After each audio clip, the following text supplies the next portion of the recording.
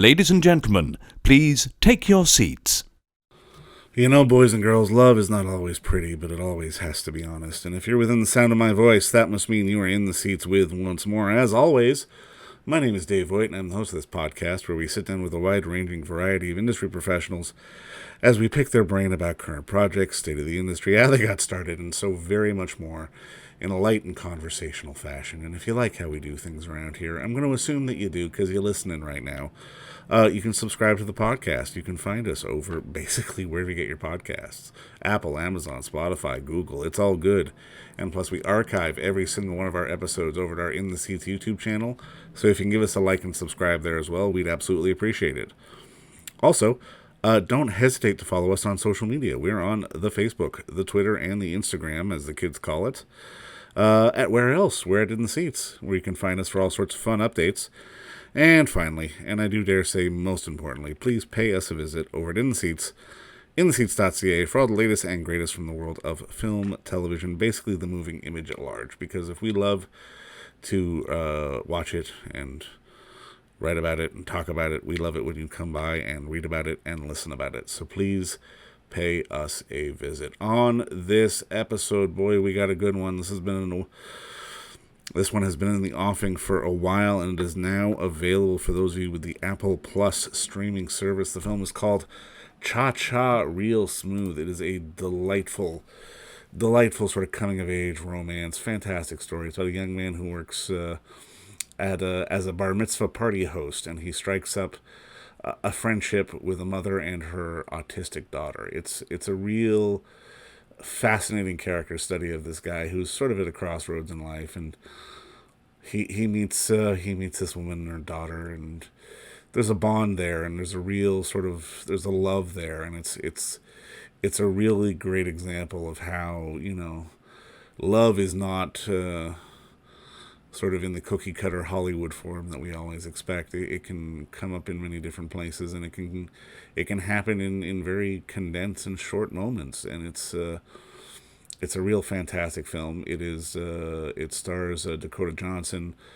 it stars Leslie Mann, Brad Garrett, and the writer, director, and also star of the film, Mr. Cooper Raiff, who we had the unique pleasure of sitting down and talking with, asking about the run of the film since Sundance, and now with it being available streaming everywhere for the masses. It is such an entertaining piece of cinema that I cannot recommend enough, and I can't recommend the Apple Plus service enough either, because every single thing they put on that service is absolute gold. So go sign up for that. Check out Cha-Cha Real Smooth, and enjoy our talk with Cooper Raiff, because between you and me, it's a really good one. Now, obviously, congratulations on the movie, man. I absolutely loved it. I won't bore you with all the adjectives, which I'm sure you've heard about the film, but I'm curious, walk me through the origin of the story on your end. I wanted to make a movie about this bond between a young mom and her disabled daughter. And it was largely just my sister's disabled, and my mom and her have a very unique, heavy, beautiful, eternal relationship, and I wanted to make a movie about that. And then from there, after I made my first movie, people are asking, what movie do you want to make? And I was like, there's these two characters, and they're like, that's not a movie, those are two characters. So then I wanted to tell it through the lens of a person that I know well, which is a 22-year-old Demi. And then I had to think of a way for them to keep coming into contact, and I went to a party and a service every Saturday in 7th grade. And so I thought of the bar mitzvah idea, and that was the genesis of Cha-Cha. Well, I love it. And I love really sort of the family dynamic theme throughout, and sort of standing up for your loved ones, and just, even having, your mom, Leslie, sort of, take the full on punch towards the end, just, it felt appropriate. I'm kind of curious, as you were sort of setting up that dynamic, how important was it for you to sort of really have this sense of that these are all people who would literally do anything for one another? That's how the people that I know, like my family, is very much like that. And it's funny, I haven't thought about that. That mom, of course, is the one that was going to take the punch there, because that's who she is, and that's who my mom is. And bless her heart, what a punching bag. And everyone really, really takes care of each other. Like, all of every character in the movie, even David, is really taking care of people in that house. And I always told Evan, who played David, "You're the peacekeeper here," and he'd like look at me like, "Okay." But I really felt like that. Like they're all really taking care of each other. I love them all for that. No, I mean, obviously in a film like this, I mean, 90% of the job is probably casting. I mean, just talk to me a little bit about, I mean, not just finding people like Leslie and Brad, but I mean, also Evan. I mean, Vanessa's great. And I mean, you have such a great dynamic with Dakota as well on screen. Yeah, Dakota, I pitched the idea to before I had the script. So she was on from the very beginning, and I wrote the part for her, and really just wanted to give her room to do what she does best. And then with Vanessa and Evan and Colton, who plays Rod, we did a search for the kids. And when we saw all of their tapes, with the two boys, it was kind of like, oh my gosh, they're perfect. And it was really natural to see how they were going to play the part. And then when I watched her tape, I just broke into tears. And it was nothing really like Lola on the page, but she was reading with her mom, and I could just tell she was reading with her mom. And I, for the first time in maybe a couple months, was like, oh, that's why I wanted to make this movie. And so she's going to be the heart of the movie. And I called Ro Donnelly, the producer, and was like, I know it's not what's on the page, but this is the heart of the movie, and I don't want to have a single argument about it. We're going to figure it out. And then I met her and her mom, and meeting them like really changed the script in a major way. There's such honesty in this film, because I mean, let's face it, if this film had sort of the prototypical Hollywood ending, your character in Domino would have run off into the sunset, but that's not necessarily what happens. But it felt more genuine and more honest. How important was it to sort of illustrate that these, love affairs in the moment kind of happen in life? I think it was important to not just be true, but kind of get at what the movie was trying to say about these different stages, and really trying to highlight the stage that Domino never really got to have, and really get at the yearning and the pain. And also, when I was writing it, I never told myself they're not going to end up together. I wanted things to feel alive. And I think the only way to do that is to really be like, why not? Why wouldn't they be together?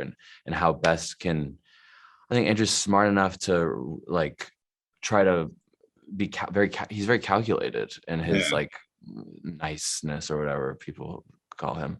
And so I think he's shark-like in the way that he's trying to tee up this cheat code where he wants to be 30. I mean, he's dying to be 32, and right. he all he knows is sacrifice and taking care. But he's at this phase in his life where he can figure out who he is, and it's really important to figure out who you are if you want to have a healthy relationship, because you need some ground to stand on. So when it came time to write the end, it felt like that joyful sadness that inspired the movie. For sure.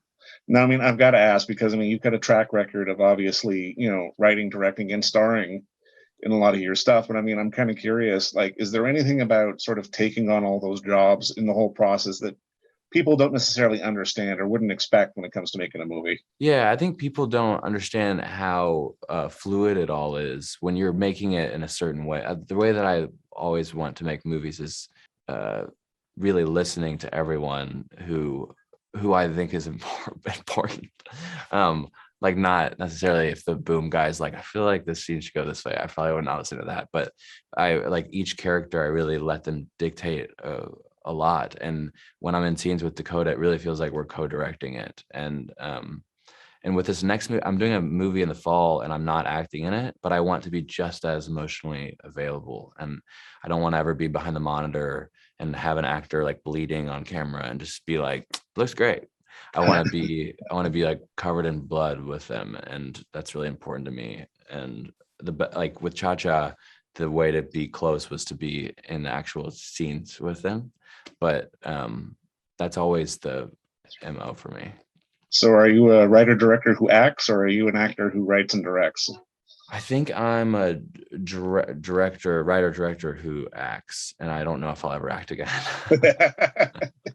Now, I mean, I've got to ask, because I mean, obviously, you'll never know when you're in the middle of it, how someone's going to turn out. Like, how has the general reaction been for you as more and more people have been getting to see Cha-Cha? I knew I would love it. I did the same thing with my first movie. I was like, I'm gonna love this. I would watch the dailies and I'd be like, this is it's hard to watch a scene with Vanessa Burghardt and be like, are people gonna like this? It's you're not thinking about that. You're just like Right. moved to no end. And that is what's so great about making a movie. And then when we did the first in-person screening at South by Southwest in Austin, I was watching with like Vanessa 2 people down with her mom, Ro Donnelly, the producer, 2 people down, my girlfriend, my mom. Dakota was like right behind me. And in the middle of the movie, Dakota leaned forward and said, "Is this the best movie of all time?" She was joking. She was totally joking, but I could tell how proud she felt. And that sort of thing means a lot to me. Like when an actor in the movie is really proud of what we've made, and the not just the actor, but the producer who was there from the very beginning. And Well, so, I mean, yeah, yeah. there's a real honesty in it. And I mean, just to put a bow on this, at the end of the day, like, was there a movie you saw as a younger guy where sort of a similar kind of honesty came through the screen that made the light bulb go off for you and made you want to be a filmmaker? Yeah, the Duplass brothers, togetherness, their show Oh, for really sure. Right. just knocked me right out because it's so thoughtful and funny. And Lost in Translation is the other movie where that's the movie that made me want to be a writer, because the way she says what she wants to say with a movie, which is a very specific thing, she does it so well, and she's so funny. And that scene with Bill Murray on the elliptical, and he Oh, for gets sure. Yeah. stuck and he's like, "Help." Like that scene was like, oh, I want to be a writer. I want to do that for sure. Well, Cooper, man, I think you've made something that's going to exist in that canon with those things you just mentioned, because this is a beautiful piece of work and I can't wait for other people to see it, man. Thank you so much for the time today. Thank you so much for your time. And don't forget to visit our friends over at Bay Street Video for all your DVD, Blu-ray rental, or purchasing needs this summer, as they are still open for curbside and some mailing delivery as well. Over at 1172 Bay Street, Toronto, Ontario, Canada, you can give them a call at 416-964-9088. That's 416-964-9088. Or send them an email at baystreetvideoto@gmail.com for any of your DVD and Blu-ray needs.